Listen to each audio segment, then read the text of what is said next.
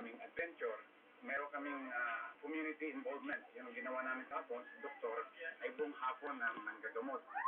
Ipinakilala rin sa mga kabataan sa isla ang mga miyembro ng grupo na naabot ang pangarap dahil sa pagsisikap. Tulad ni na Pastor Imata at Jared Belarmino, mga Pilipinong nakaakyat sa Mount Everest.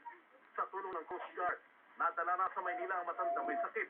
Ayon sa Coast Guard, kung sapat lang ang bilang ng kanilang mga tauhan, matagal na natulungan ang mga taga roon.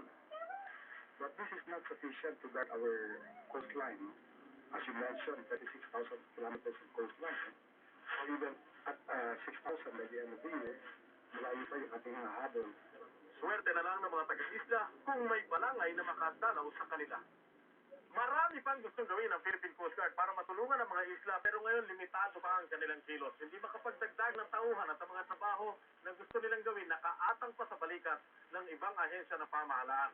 Hindi pa kasi naaprubahan ng Kongreso ang 10 taonang nakabinbin na Coast Guard Modernization Bill.